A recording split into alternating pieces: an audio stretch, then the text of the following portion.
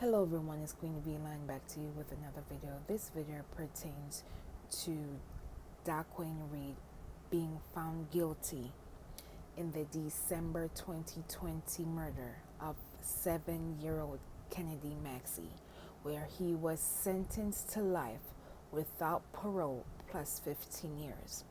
Back in December of 2020, Reed got into an argument with someone and came back with his weapon, where he drew his weapon and began shooting. One of those bullets unfortunately took the life of 7-year-old Kennedy Maxie.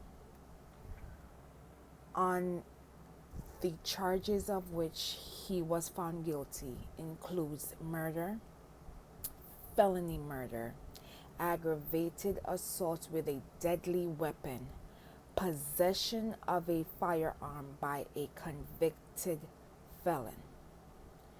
You will watch this brief victim impact statement by Kennedy Maxie's mother, Maya Maxie, and I will be back with more commentary.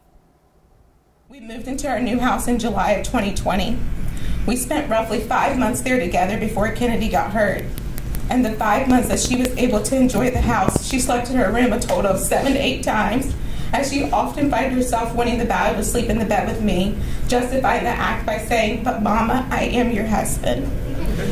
On December 21st, 2020, in the matter of milliseconds, the life I worked so hard to build for my daughter was destroyed.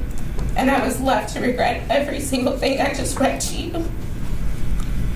None of what I accomplished or worked to achieve for her mattered or matters anymore. I regret every second that I prioritized work or school because they took me away from her. Before December 21st, I felt so right in all that I did, and now I feel so wrong.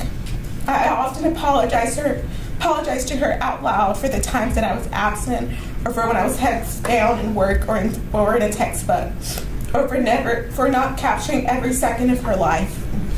I never imagined that she'd be stolen from me. I never imagined that she'd be hurt in the way that she was. I never imagined watching my baby suffer for 5 days in a hospital bed.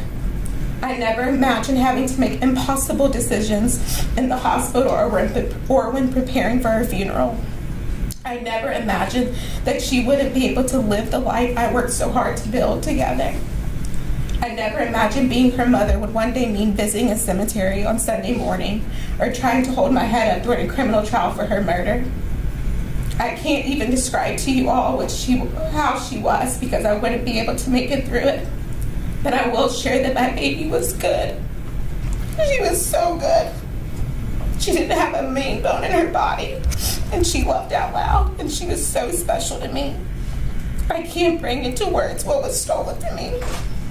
My baby was my anchor. She grounded me on this earth. She inspired me, she motivated me, she gave me purpose and meaning. I want nothing more than to honor her, to protect her, to give her everything her heart desired. I was robbed of that opportunity on December 21st, and she was robbed of her life at only 7 years old. I pray that she knows that Mommy would have never allowed this to happen to her if I had any control of the situation, that I would never have dragged her out that night if I would have known that a senseless act of rage would rain down so much terror, trauma, and agony on our lives. I hope that she sees that Mommy would go to the end of the earth. I would sit uncomfortably and in pain in any courtroom across this galaxy to fight for justice and to ensure that the person that hurt her and stole her from me is held accountable for his actions. Kennedy did not have to lose her life. I pray that this sentencing reflects that.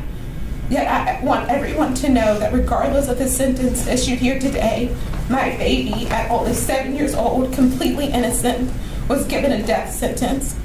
An irreversible, an undisputable death sentence where there is no solution to the pain endured by me or anyone else that loves.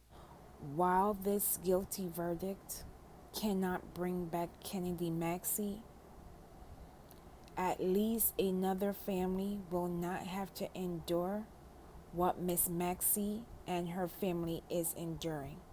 It should be noted that the FBI concludes that at least 4 black girls and 4 black women will be murdered. In the United States alone, an estimated 18,000 children and teenagers will be shot, wounded, and or killed. And black children and teens are 14 times more likely to die from gun violence. Let us continue uplifting the Maxie family during this difficult time.